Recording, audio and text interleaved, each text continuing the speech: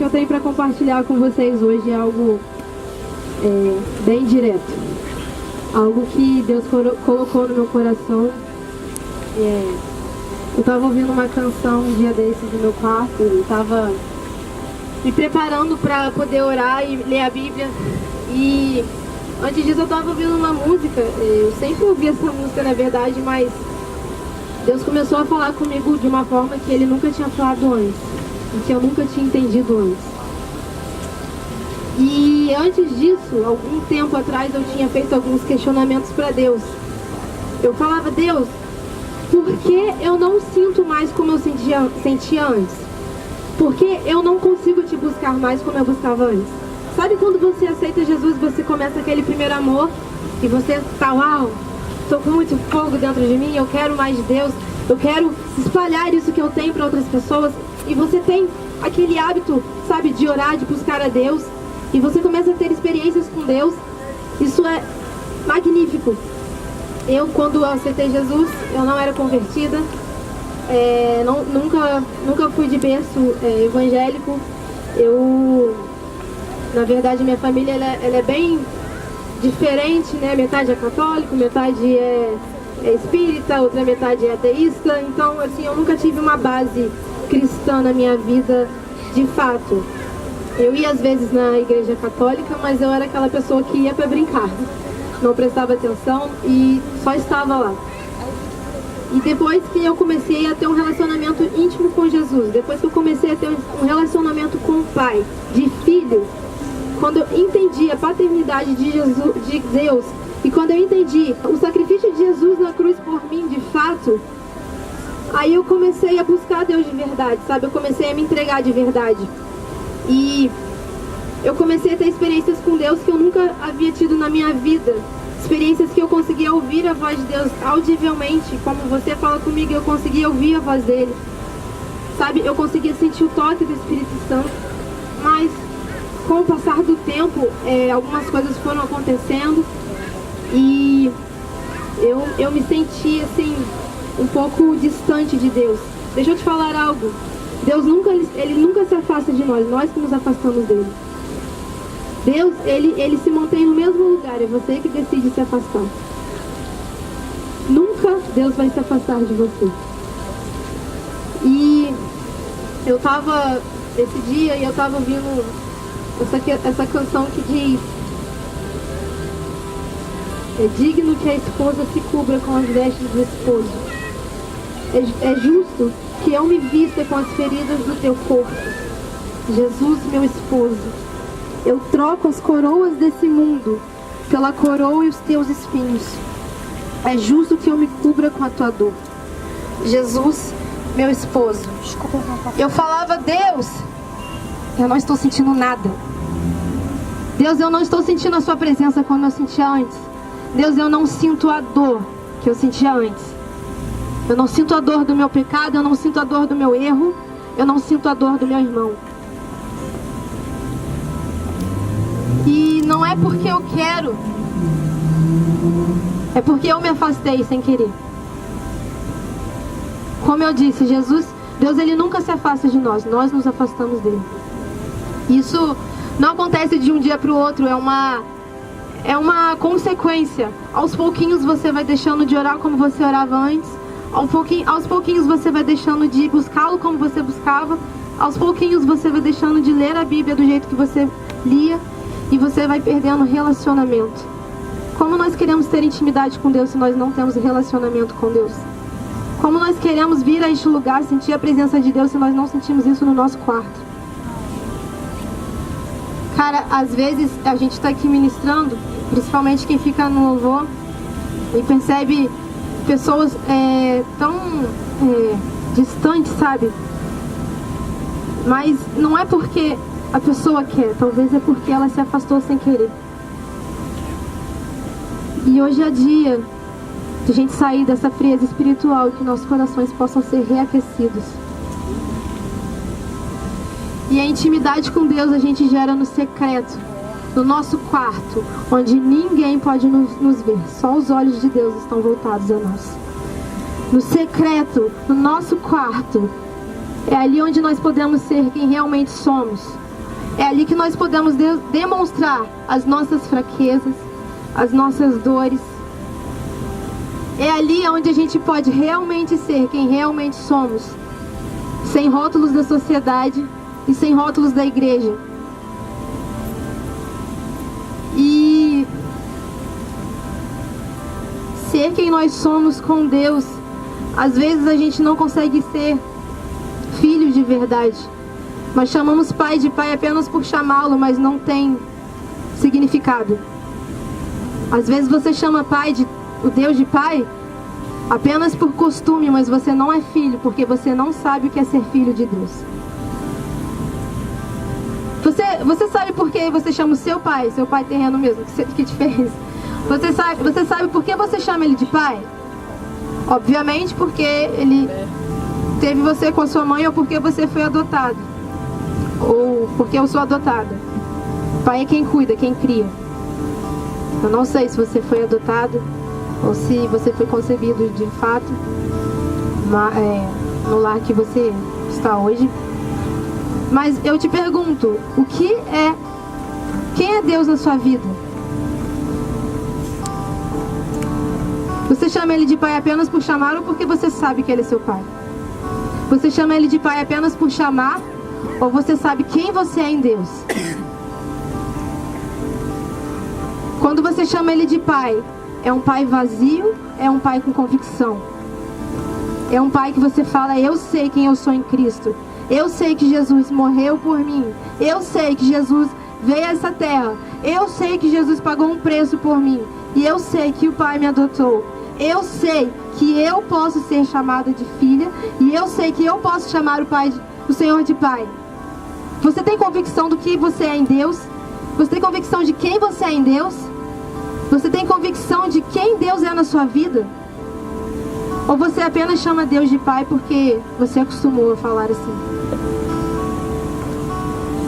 Cara, como eu disse, a frieza espiritual ela não acontece de um dia para o outro, ela é uma sequência de fatos. Você decide se afastar de Deus aos poucos. E às vezes você se distancia e você não percebe o quanto você está distante, até que você não sente mais nada. Até quando você fala: Deus, deixa eu sentir a sua presença, e você não sente nada. Não é porque Deus não quer que você sinta, é porque você decidiu se afastar. Cara, antes você estava no primeiro amor. Você tinha uma vida de oração mais ativa, você lia a Bíblia. Mas hoje não é mais como antes. Por quê? Talvez você esteja frio espiritualmente e você não sabe. Talvez você se acostumou tanto com a vida que você leva, que você se afastou do Pai sem perceber.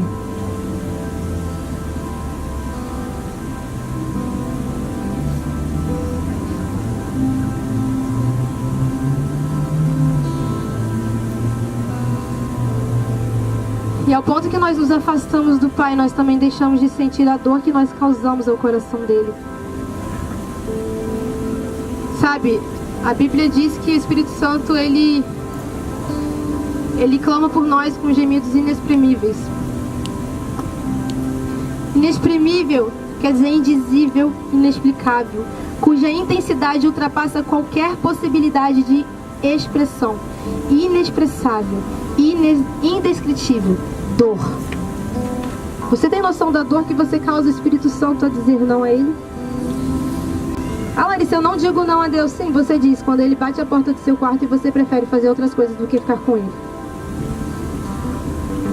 Cara, a gente não sente a dor porque a gente está frio espiritualmente. Nós não sentimos a dor que causamos no Espírito Santo porque nós não estamos na presença como deveríamos, porque nós não buscamos como deveríamos, porque nós estamos frios espiritualmente. E quando Jesus bateu a porta da amada em Cantares 5, a Bíblia diz que ela fala: será que eu vou ter que me levantar? Eu já estou deitada. Cara, Jesus bate a nossa porta e nós fazemos tudo menos abrir para Ele. Às vezes nós falamos: Deus, eu me abro para Ti. Mas quando Ele fala: deixa eu entrar, você fala: não, não, Jesus, não. Eu tô aqui conversando no WhatsApp, eu tô aqui falando com essa menina, Eu tô aqui conversando com esse varão de Deus abençoado, só que não. Eu tô aqui, Deus, fazendo tudo, menos não tenho tempo. Cara, você não tem tempo pra Deus, mas você tem tempo pro mundo. Não entristeçam o Espírito Santo de Deus. A sua vida tem sido uma vida que causa dor ao Espírito Santo ou uma vida que causa alegria? Quando ele bate a sua porta, você diz, será? Ou você simplesmente abre? Qual tem sido o nível da sua entrega? Cara, um dia o filho ele decidiu se afastar do pai. Ele juntou as malas dele e foi embora. Enquanto mais tempo passava, mais se distanciava. Mas o pai ele permaneceu no mesmo lugar. Ele nunca saiu. O pai permaneceu aonde o filho deixou. E no momento que o filho percebeu que estava muito longe e que ele estava numa condição miserável, então ele decidiu voltar para o pai. E quando ele voltou, ele encontrou o pai exatamente aonde ele o deixou. Como eu disse, o pai nunca se afasta de nós, nós nos afastamos dele. Essa história você conhece, a história do filho pródigo. O pai nunca saiu do lugar, o filho se afastou. Deus nunca se afasta de nós, nós escolhemos nos afastar dele dia após dia. E quando o filho retornou, o pai desprezou? Não! Houve festa. Quando um filho retorna a casa, a festa. Quando um filho volta para os braços do pai, a festa no céu. Quando o pecador se arrepende, a festa no céu. Cara, você tem noção do que é Deus se alegrar com a sua vida porque você falou, pai, eu voltei. Se você não tem, é porque você realmente está frio espiritualmente. Mas hoje você não vai ser mais frio espiritualmente. Porque Deus não quer que nós nos afastemos, Deus quer que nós voltemos para Ele. Eu não falo apenas de pessoas que se afastaram, que saíram de algum tipo de igreja.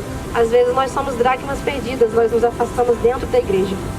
Nós estamos indo ao culto, nós estamos indo numa igreja, nós estamos indo a uma célula, mas você também não sente nada, e você se afastou, você estava dentro, mas você se afastou. O bom filho a casa torna. O bom filho reconhece que sem o pai, ele não é nada. E o pai o recebe sempre de braços abertos. Quando o filho retorna à festa, quando você abre os braços para Deus, quando você fala sim ao chamado de Jesus, a festa. Quando Jesus bate em sua porta e você deixa ele entrar, a festa. Mas quando você fala não a Jesus, a dor.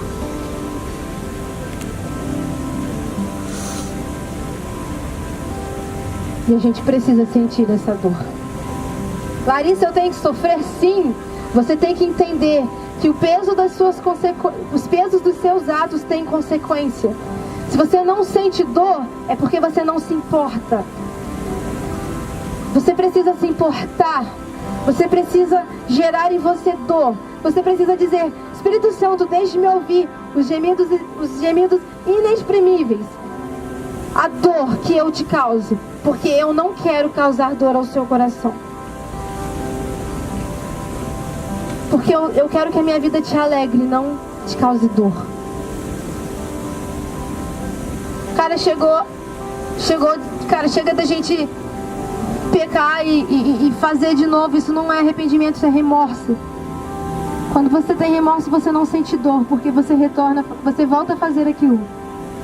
Quando há arrependimento, você não faz, porque você sabe a dor que você causa no Espírito Santo. Se você tem atos repetitivos na sua vida que você não consegue se libertar, você tem remorso, você não tem arrependimento, você não tem dor. Mas hoje Deus quer nos batizar aqui com a dor do peso que o nosso pecado traz, a dor que causamos ao Espírito Santo, dores de parto que nós vamos sentir. Dores de parto não só mesmo pelo nosso pecado, mas pelos nossos irmãos. Como a gente fez aqui, a gente orou pela esposa do Jonathan. Nós temos que sofrer junto com ele, porque nós somos um corpo. Uma mão não caminha sem um braço não caminha sem um pé. Um corpo precisa estar unido. Jesus foi um com o Pai, e Ele quer que sejamos um com Ele também. Mas se nós não sentimos a dor do nosso irmão, nós não estamos inseridos no corpo. Se você não consegue sentir a dor que ele está passando, peça a Deus hoje que te batize com dor. Sabe, a Bíblia não fala que nós viríamos ao mundo e seria tudo ótimo.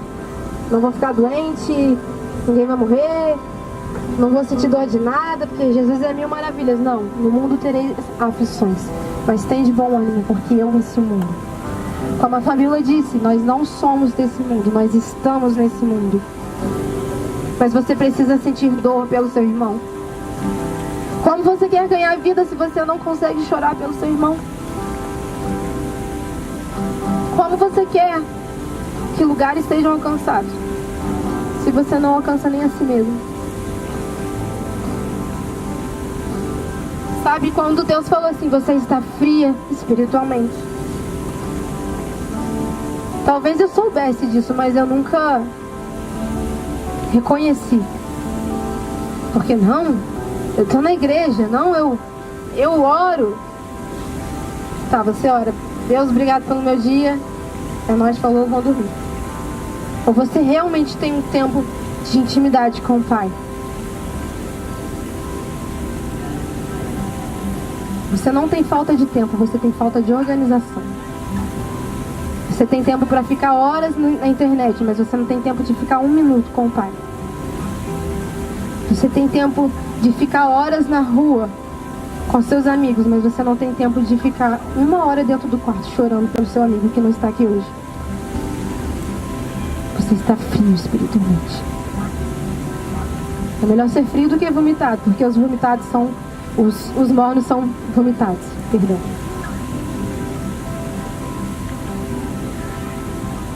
Cara, a gente precisa voltar a ter temor a Deus.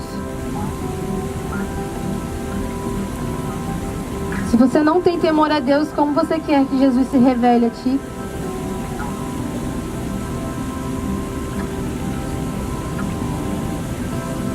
A Fabi disse tudo hoje, cara. Como você quer relacionamento? Como você quer ter intimidade? Se você não separa tempo para o Pai. Romanos 5 diz o seguinte: ao aceitar pela fé o que Deus sempre desejou para nós, consertar nossa situação com Ele torna-se, portanto, para Ele.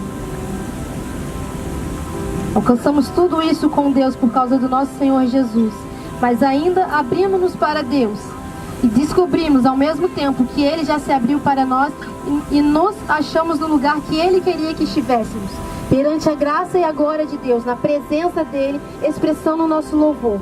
Mas ainda há muito mais. Continuamos a expressar nosso louvor, mesmo que estejamos cheios de problemas, porque sabemos que os problemas podem desenvolver em nós paciência, e como a paciência por sua vez forja o aço temperado da virtude, mantendo-nos atentos quanto ao que Deus pretende fazer. Deste modo passamos a ter esperança. O sofrimento gera em nós paciência, que traz a aprovação de Deus, e essa aprovação traz esperança. Mas Deus demonstrou quanto nos ama ao oferecer seu Filho em sacrifício por nós, quando ainda éramos tão ingratos e maus para com Ele. Se o pecado de um homem deixa multidões de pessoas no profundo abismo da separação de Deus, imaginem a eficácia do dom de Deus derramado por meio de um homem, Jesus Cristo. Não há comparação entre o pecado que traz morte e esse generoso dom gerador de vida. Assim como uma única pessoa errou e nos deixou todo esse problema com o pecado e a morte, também uma única pessoa fez com que era certo e nos livrou de tudo. Mais que apenas nos livrar dos problemas, Ele nos trouxe para a vida. Um homem disse não e afundou muita gente no erro, mas outro homem disse sim e consertou tudo que estava errado. Você prefere seguir um homem que afundou todos nós no pecado, ou você prefere seguir Jesus que dá o dom da vida?